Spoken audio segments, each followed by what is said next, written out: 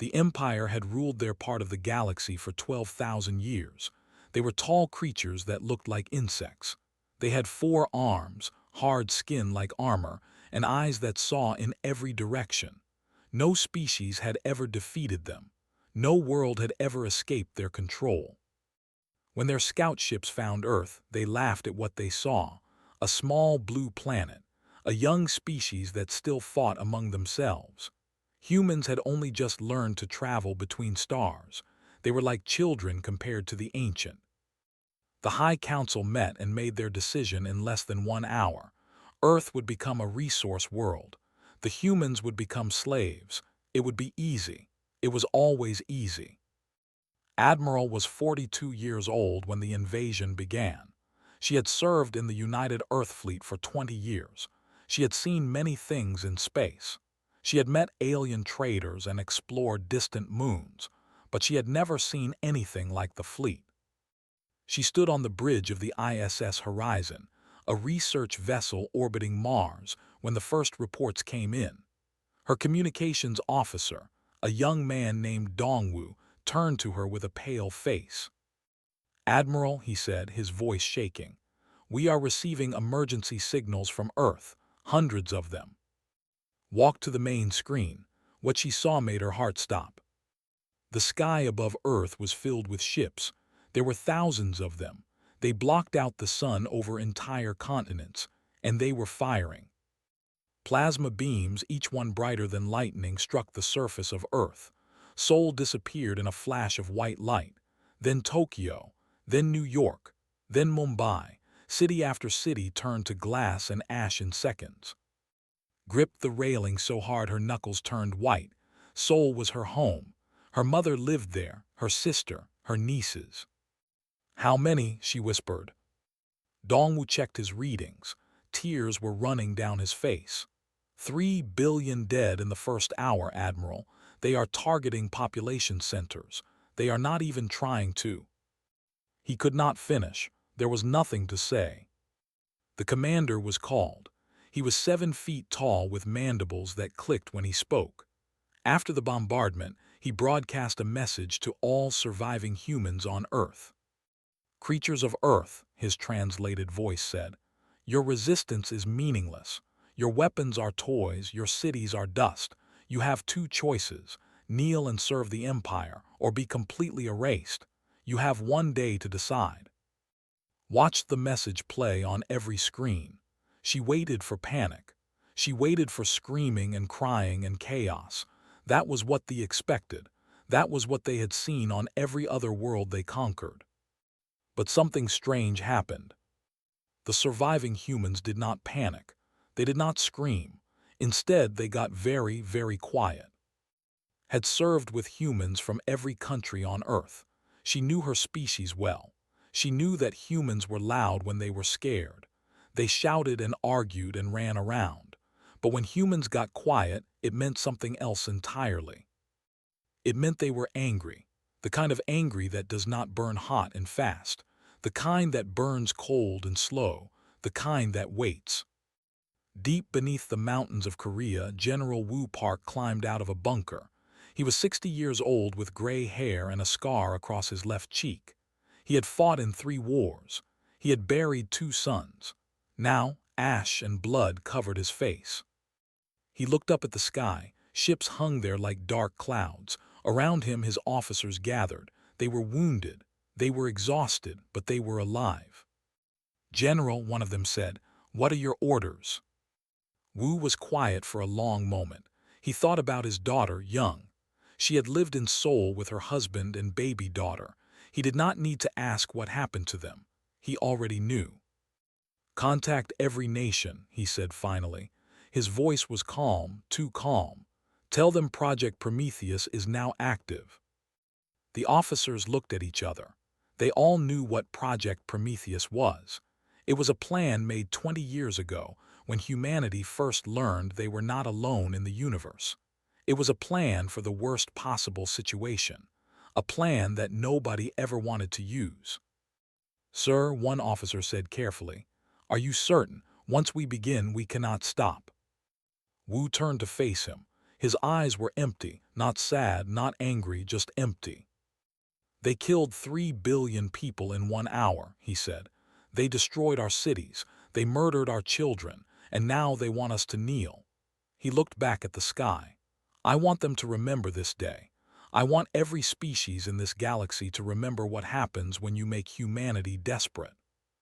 Within hours, hidden communications went out across the planet, not through normal channels, through systems that could not detect, through cables buried deep underground, through signals bounced off secret satellites. The message was simple: begin. On the moon, scientists who had pretended to die in the attack began powering up equipment that officially did not exist. In the asteroid belt, shipyards hidden inside hollowed-out rocks started their engines for the first time. Under the Pacific Ocean, in a base that appeared on no map, Dr. Sung-Ho Lee received his orders. He was a thin man with thick glasses and hands that never stopped shaking. He was also the weapon designer humanity had ever produced. He looked at the message. Then he looked at the device behind him. It was the size of a building. It had taken 10 years to build. Nobody knew what it could really do. "So," he said to himself, "we are really going to do this." He turned to his team. They were all watching him with frightened eyes. "You heard the orders," he said. "We have work to do, and we do not have much time." Above Earth, they celebrated their easy victory. Commander reported to the High Council that the humans were broken, defeated, ready to become slaves. He had no idea what was coming. Admiral stood alone on the bridge of the horizon. She had stopped crying hours ago. Now she felt nothing at all, nothing except one cold, clear thought. "They think we are weak," she thought. "They think we will kneel." She looked at Earth, her home burning. "They are going to learn," she promised silently. "They are all going to learn." The stars watched in silence. They had seen many species rise and fall. They had seen empires crumble and worlds burn, but they had never seen what was about to happen. Humanity was not going to kneel. Humanity was going to teach the galaxy a lesson it would never forget. 6 months passed after the invasion. They had taken control of Earth's surface. They built bases on every continent. They harvested minerals from the mountains and water from the oceans. They rounded up surviving humans and put them in camps. Everything was going perfectly. The humans were behaving exactly as expected. They worked when told to work. They bowed when soldiers walked past. They did not fight back. Commander was pleased. He sent reports to the High Council every week. "The humans are fully controlled," he wrote. "They are weak and obedient. They will make excellent slaves for the Empire." But did not understand humans, not at all. Lieutenant was 28 years old. Before the invasion, she had been an engineer. She designed bridges and buildings. Now she lived in a resistance cell hidden beneath the ruins of. Every day she walked through the streets with her head down. She wore the gray clothes all humans were forced to wear. She bowed to every guard she passed. She smiled and looked harmless. At night she crawled through tunnels to a hidden room filled with computers. There, she did her real work. "They think they destroyed all our satellites," she said to her team one evening. "They did not. We have 17 still working. They are small and they look like space garbage, but they see everything." Her team gathered around her screen. Images appeared, ship positions, guard rotations, weapons storage locations. Everything was being recorded. "We send this to the mountain bases every night," continued. "When the time comes, we will know exactly where to strike." A young man named Min raised his hand. He was only 19. He had lost his entire family in the Seoul bombing. "When will the time come?" he asked. "How much longer do we wait?" Looked at him with kind eyes. She understood his pain. She felt it too. "I do not know exactly," she admitted. "But I know they are building something big. We wait until it is ready." "How do you know it will work?" Min asked. Smiled. It was not a happy smile. Because if it does not work, we are all dead anyway, so we might as well believe. Deep beneath the Pacific Ocean, Dr. Sung-Ho Lee had not slept in 3 days. His eyes were red. His hands shook worse than ever. But he could not stop now. He was too close. The facility around him was huge. It stretched for miles under the ocean floor. 1,000 scientists worked here. They ate, slept, and worked in the same place. None of them had seen sunlight in months. At the center of the facility was the weapon. They called it the Nova Lance. It was a massive tube, 50 meters long, surrounded by generators and cooling systems. It looked simple. It was not. "Explain it to me again," General Park said. He visited the facility once a month, traveling through secret tunnels from the mountain bases. Dr. Lee rubbed his tired eyes. "In simple terms, we compress the energy of a small star into a beam, then we fire it." "How powerful?" "Powerful enough to cut through anything. Shields, their strongest armor, even small moons. Nothing can stop it." General Park nodded slowly. "And the ships, how are they coming?" 47 vessels ready, hidden in the asteroid belt. Each one carries weapons they have never seen. Dr. Lee hesitated. "General, I must ask you something." "Ask." "When we use these weapons, the galaxy will see what we can do. They will fear us. Is that what you want, for everyone to fear humans?" General Park was quiet for a long moment. He thought about his daughter Young. He thought about his wife, who had died in a labor camp 2 months ago. He thought about the 3 billion people who burned in the first hour of the invasion. "Fear is better than death," he finally said. "If they fear us, they will leave us alone. If they do not fear us, they will keep coming. More invasions, more death, more camps." He looked at the Nova Lance with cold eyes. "I want every species in this galaxy to think very carefully before they hurt a human again." Dr. Lee nodded. He understood. He did not like it, but he understood. "2 more months," he said. "We will be ready in 2 months." On the surface, they grew more confident every day. They started bringing settlers from there. They planned to make Earth into a colony, a trophy world. Commander walked through the ruins of Seoul. He liked to visit the destroyed cities. It reminded him of his power. Around him, human workers cleared rubble and built new structures for use. A young girl walked past him carrying water. She was maybe 10 years old. She kept her eyes on the ground. "You there?" said his mandibles clicking. "Stop." The girl stopped. She was trembling. Leaned down. His compound eyes studied her small face. "Tell me, little creature, do you hate me?" The girl was silent. "You can speak honestly. I will not punish you." The girl slowly raised her eyes. They were dark and steady. "No," she said quietly, "I do not hate you." "Good, why not?" "Because hate is a waste of energy." Her voice was calm, too calm for a child. "I save my energy for other things." Laughed, he found the answer amusing. "You are wise for something so small. Go back to your work." The girl bowed and walked away, watched her go, still laughing. He did not notice the small smile on her face as she turned the corner. Underground, in a tunnel beneath Seoul, the girl met with others. She handed a small device to an older woman. "I got close enough," the girl said. "The scanner recorded everything, his personal shield frequency, his communication codes, everything." The woman took the device carefully. "You did well, Min. Your mother would be proud." "My mother is dead," Min said flatly. "They killed her. I want them to pay." "They will, I promise." The information traveled through the underground network. From Seoul to the mountain bases to the Pacific facility. Every piece of data was collected and studied. Every weakness was noted. The thought they had broken humanity. They thought the bowing and the silence meant surrender. They did not understand. The bowing was a mask. The silence was patience. And beneath the surface, in tunnels and hidden bases and secret shipyards, humanity was preparing something the galaxy had never seen. Admiral received reports from Earth every day. She commanded what remained of the human fleet from a hidden station in the asteroid belt.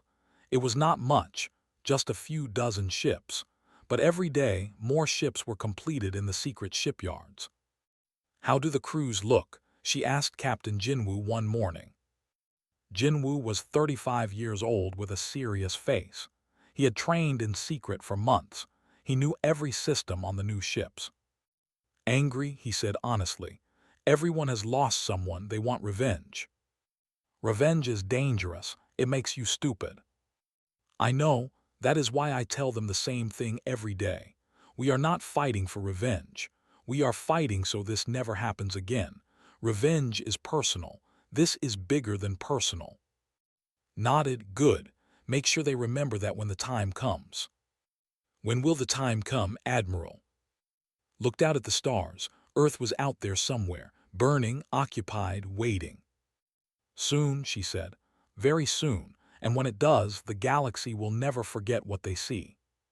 She turned back to her work, reports to read, plans to review, a war to prepare. They had made a terrible mistake. They thought they had won. They had only made humanity angry. And there was nothing in the universe more dangerous than an angry human who had learned to wait. Across the galaxy, word of Earth's fall spread quickly. They made sure everyone knew. They broadcast images of burning cities and kneeling humans to every corner of known space. They wanted other species to see. They wanted them to be afraid. "Look at these creatures," diplomats said at every meeting. "They thought they could join the galactic community. Now they serve us. Let this be a lesson." Other empires watched and nodded. Some were afraid. Some were jealous. A few even thought about taking pieces of Earth for themselves. After all, if they could do it, why not others? Nobody felt sorry for humanity. In the galactic community, weakness meant death. That was the way things had always been. Ambassador Bomi listened to all of this in silence. She was 50 years old with gray hair and sharp eyes. She had been Earth's ambassador to the Galactic Council for 15 years. When the invasion happened, she was on the council station, millions of miles from home. She watched her planet burn on a screen, unable to do anything. For 6 months she had been treated like a ghost. Other diplomats walked past her without speaking. Some laughed at her. The delegate made jokes about humans at every council meeting. Bomi said nothing. She sat in her seat, she listened, she waited. Then, one day, she received a message through a channel that was supposed to be destroyed. It was coded in a system only Earth military used. The message was simple. 72 hours, deliver warning, then get out. Bomi read the message 3 times, then she smiled. The next council meeting was routine. Delegates from 100 worlds gathered to discuss trade routes and border disputes. Nobody expected anything interesting to happen. Then Bomi stood up. The chamber went quiet. Nobody could remember the last time the human ambassador had spoken. "I request the floor," Bomi said. Her voice was calm and clear.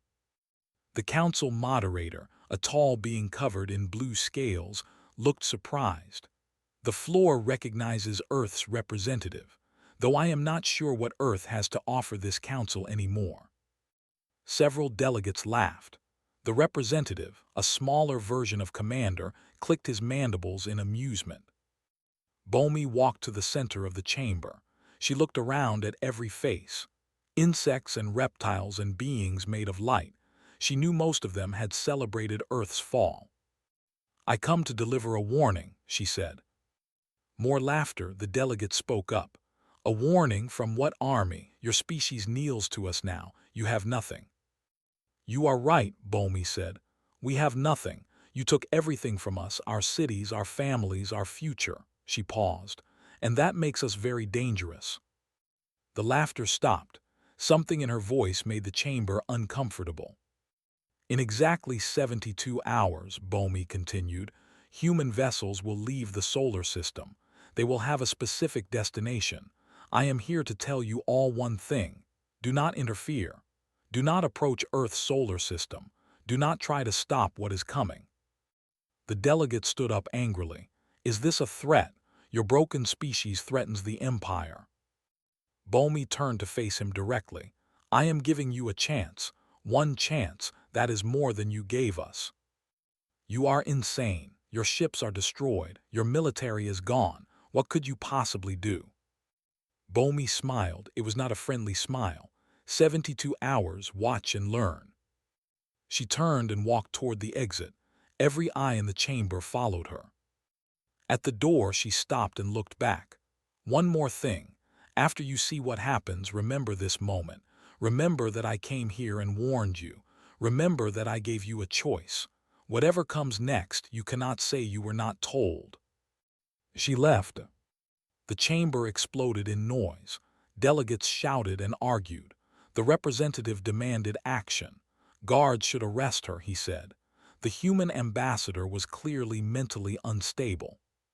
But the council moderator raised a hand for silence. His blue scales rippled with an emotion no one could read. "We will wait," he said quietly. 72 hours is not long. We will wait and see if the human speaks truth or madness." Some delegates protested. Most stayed quiet. Something about Bomi's words had disturbed them. She had not seemed crazy. She had seemed certain. In the asteroid belt, final preparations were. Captain Jinwoo walked through the hangar of the hidden shipyard. Around him, 47 ships waited. They were different from any vessel the galaxy had seen. Black hulls that absorbed light. No visible weapons. No obvious engines. They looked like shadows given form. "Are the crews ready?" Admiral asked through his communicator. "Ready and waiting, Admiral. Every person here knows what we are about to do. They know we might not come back." "Do they care?" Jinwoo looked at his crew, men and women from every country on Earth. Scientists, soldiers, engineers, all of them had lost someone. All of them had volunteered for this mission. "No," he said, "they do not care if they die. They only care that we succeed." "Then you have my orders. At exactly 72 hours after the ambassador's warning, you launch. Phase 1 begins." "Understood, Admiral. What about you?" "I will coordinate from here. The Second Fleet is almost ready. We will follow when the time is right." Jinwoo nodded even though she could not see him. "Admiral, may I speak freely?" "Always." "When I was a boy, my grandmother told me stories about our ancestors, how they survived wars and famines and disasters. She said Koreans have a word, han. It means a kind of deep sorrow mixed with anger, a feeling that stays in your heart for generations." "I know the word. Every human I have met in the past 6 months carries han, for their families, for Earth, for everything we lost." Jinwoo paused. "I think they are about to learn what happens when 5 billion people feel Han at the same time." Admiral was quiet for a moment. "Then let us teach them, Captain. Let us teach them well." On the commander received word of the ambassador's warning. He laughed so hard he nearly fell from his chair. "The humans think they can threaten us," he said to his officers. "With what? They have nothing left. This is just the desperate noise of a dying species." "Should we increase defenses?" one officer asked. "Why, they have no ships, no weapons, nothing," waved his 4 arms dismissively. "Ignore them, the humans are beaten, they just do not know it yet." He returned to his meal. Fresh meat from a conquered world. He did not think about the warning again. In 72 hours, he would remember this moment. He would remember laughing. He would remember how certain he had been. But by then, it would be far too late. Ambassador Bomi left the council station on a small transport ship. She traveled to a remote moon where a hidden shuttle waited for her. From there, she would join the fleet in the asteroid belt. As her ship flew through space, she looked back at the council station. 1,000 diplomatic vessels floated around it. 1,000 species who had watched Earth burn and done nothing. "Remember my warning," she whispered to the stars. "Remember that I gave you a chance." In 3 days, everything would change. The galaxy thought it knew what humans were: weak, primitive, easy to conquer. They were about to discover how wrong they were.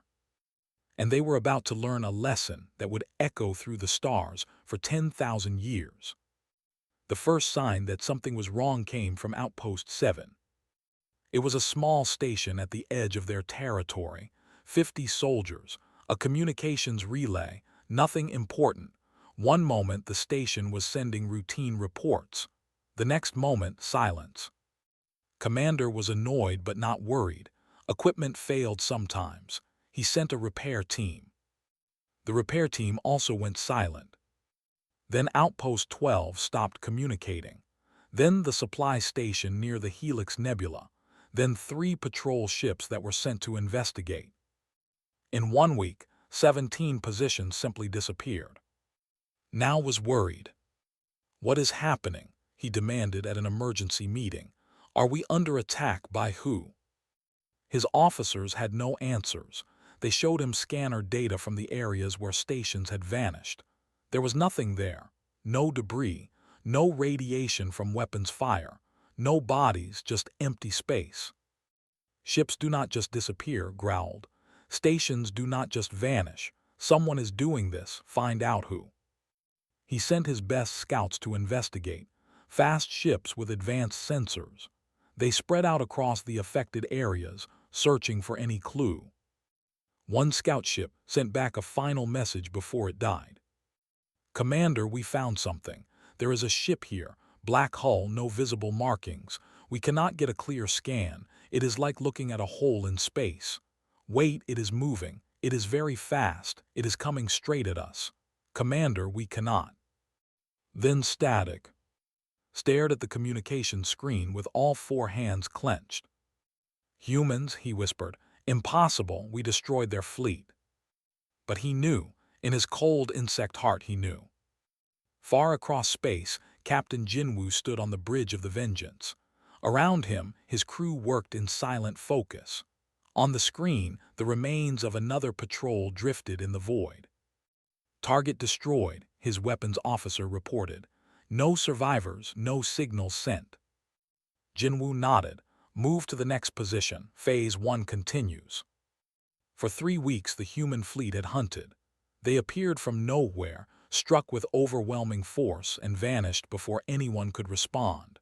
The ships Dr. Lee's team had built were unlike anything in the galaxy. They could hide from every sensor. They could move faster than should be possible, and their weapons cut through shields like paper. Sir, the communications officer said, we are receiving orders from Admiral. Phase 2 is beginning. Jinwoo felt his heart beat faster. Phase 1 was about fear, about making the wonder what was happening, about cutting off their outposts and making them paranoid. Phase 2 was about pain. Set course for the, Jinwoo ordered. All ships, maximum speed. The fleet moved as one, 47 shadows sliding through the stars. On Earth, Lieutenant received the signal she had waited 6 months to hear. She was in the tunnels beneath when her communicator buzzed. 3 short pulses, 2 long, 1 short. The code was simple. Begin. She gathered her team, 12 fighters, former soldiers, engineers, teachers, students. All of them had trained for this moment. The uprising starts now, she told them. Teams across the planet are moving at the same time. Our target is the garrison headquarters. We take it down, and they'll lose their command center for this entire region. A young man named Min checked his weapon. It was a modified plasma pistol, built in secret from stolen parts. How many guards? 200. We have surprise on our side, and we have something else. Held up a small device. This disrupts their personal shields. For 30 seconds they will be as vulnerable as we are. 30 seconds is not much time. Then we better not waste any of it. They moved through the tunnels. Above them the city was quiet. The thought it was a normal night. They had no idea what was coming. Steam emerged from a hidden exit behind the garrison. The building was huge, made of ugly gray metal. Architecture always looked the same, practical. Cold, cruel. Guards stood at every entrance. Sensors covered every approach. Activated the shield disruptor and threw it toward the main gate. It landed with a soft click. Then it exploded in a pulse of blue light. Now, she shouted. Her team attacked. The guards were shocked. Their shields flickered and died. Human weapons, which they had dismissed as toys, suddenly became deadly. 3 guards fell before they even understood what was happening. Led the charge into the building. Behind her, similar attacks were happening across the planet. In every city, every camp, every mine where humans worked, the resistance rose at once. 6 months of bowing and silence ended in a single night of fire. Far above Earth, the fleet detected something strange. A ship had appeared near their command vessel, a black ship with no markings. Before they could react, the vengeance fully, Captain Jinwoo's face appeared on every screen. You came to Earth seeking slaves, he said. His voice was calm, almost gentle. You burned our cities, you killed our children, you thought us weak because we showed you mercy, because we gave you chances to stop. Commander, watching from his flagship, felt something he had not felt in centuries: fear. We have no more mercy to give, Jinwoo continued. No more chances to offer. You wanted to see what humans really are. Watch carefully. The Nova lance fired. It was a beam of pure light, brighter than a star. It crossed the distance between ships in less than a heartbeat. It struck the flagship directly. The most powerful warship in the Empire, a vessel that had conquered 100 worlds, simply ceased to exist. One moment it was there. The next moment, there was only scattered atoms floating in space. Commander was not on that ship. He had transferred to another vessel earlier that day, but he saw everything. He watched his flagship, his symbol of power, disappear like it was nothing. All ships, he screamed into his communicator. Attack, destroy them all. The fleet responded. Thousands of ships turned their weapons on the human vessels. The humans did not run. They attacked. 47 ships against 3,000. It should have been impossible. It should have been suicide. But the human ships moved like nothing they had ever seen. They dodged plasma beams. They appeared and disappeared, striking from angles that seemed impossible. Their weapons, strange devices that no one understood, tore through armor like it was made of paper. Captain Jinwoo stood at the center of the chaos. His ship shook with every near miss. Around him, crew members shouted updates. Enemy cruiser destroyed, 2 more coming from port side. Shields at 60%, compensating. The Fury and the Retribution report heavy damage but still fighting. Jinwoo watched the battle unfold on his screen. They were winning. Against impossible odds, they were winning. But this was not the end. This was only the beginning. On Earth's surface, Lieutenant stood in the ruins of the garrison. Around her, bodies lay still. Her team had lost 4 members, but they had 1. Through the broken walls, she could see the sky. Lights flashed up there. Explosions, ships dying. Is it really happening? Min asked. He was wounded, blood running down his arm, but he was smiling. Are we really winning? Watched the lights in the sky. She thought about everyone she had lost. Her parents, her brother, her friends. Yes, she said quietly. We are winning, and we are just getting started. The galaxy had thought humanity was beaten, broken, finished. They were about to learn how wrong they were. And the lesson was going to be carved in fire across the stars. The Galactic Council watched in stunned silence. Every delegate gathered around screens showing the same impossible images. Human ships cutting through the fleet like knives through water. Space stations exploding. Warships running away.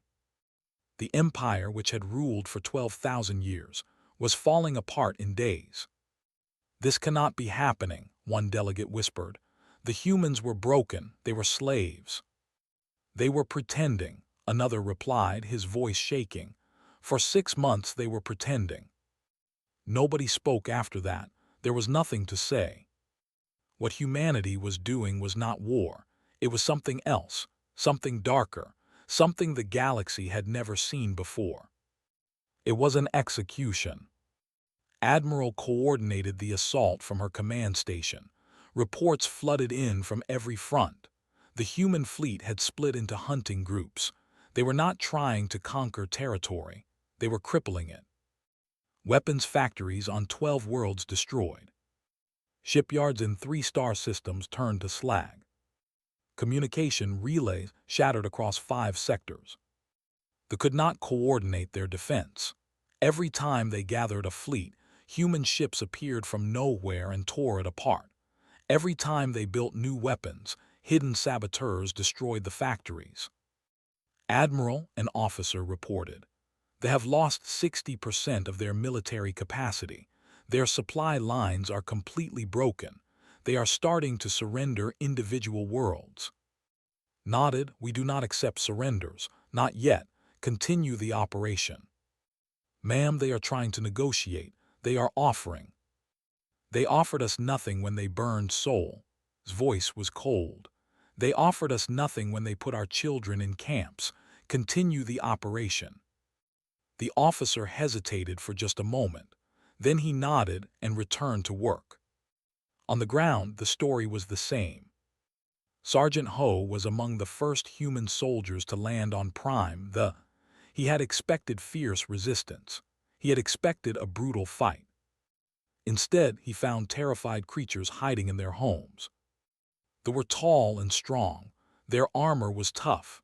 Their weapons were advanced. But they had never faced an enemy like this. An enemy that did not stop. An enemy that did not negotiate. An enemy that appeared from shadows and struck without warning. They are just waiting, Ho reported to his commander through his radio. Some of them are crying. I did not know they could cry. Do not engage civilians, the commander ordered. Focus on military targets, government buildings, weapons storage. Understood, but Commander, they look so scared. Good, they should be. Ho ended the call and looked around. The streets of the capital were empty. Beautiful buildings made of crystal and metal stretched toward the purple sky. It was a peaceful scene, except for the smoke rising in the distance. A child stepped out from a doorway. It was small, barely reaching Ho's waist. Its compound eyes stared at him with pure terror. For a moment Ho saw his own nephew, young, innocent, scared. Then he remembered. His nephew had died in Seoul, burned alive with millions of others. This child's parents had probably celebrated that day. He lowered his weapon. Go inside, he said quietly, even though the child could not understand him. Stay hidden, we are not here for children. The child ran back through the doorway. Ho watched it go, then continued his mission. He would not become a monster. None of them would. That was the one rule General Park had given them. We are not like them, the general had said. We do not kill innocents. We do not torture prisoners. We do not burn cities full of families. We are better than that. We have to be, or we lose everything that makes us human. But being better did not mean being merciful, not to those who had given no mercy. Commander hid in a bunker deep beneath his. Around him, his remaining officers argued and panicked. We must negotiate, one said. Offer them anything, everything, they will stop eventually. Fools growled. You do not understand. I have studied them now. I have read their history. These creatures do not stop. They never stop. When they go to war, they fight until they win or they die. There is no middle ground. Then what do we do? Was silent. For the first time in his life, he had no answer. His communicator buzzed. A priority message from the High Council. Commander, you are ordered to surrender yourself to the humans immediately. The Council has decided that you will be offered as a gesture of good faith. Perhaps they will accept you in exchange for peace. Stared at the message, then he laughed, a bitter, hollow sound. They are sacrificing me, he said. After 12,000 years of loyal service, they throw me away to save themselves. He stood up slowly. His officers watched him with wide eyes. "Very well," he said. "I will surrender. But first I want you all to remember something. We created this. We could have left Earth alone. We could have traded with them, made them allies. Instead, we burned their cities and killed their children." He walked toward the door. "Whatever happens to me, whatever happens to our empire, we deserve it. Every single thing they do to us, we earned." He stepped outside to meet his fate. 1 month later, Admiral stood on the surface of Prime. The war was over. The empire had fallen. Not destroyed, not exterminated, but broken so completely that it would take them thousands of years to recover. Human ships had taken every piece of advanced technology, every weapon, every ship, every computer. They were left with nothing above basic tools. They would have to rebuild their entire civilization from almost nothing. "Let them rebuild," had ordered.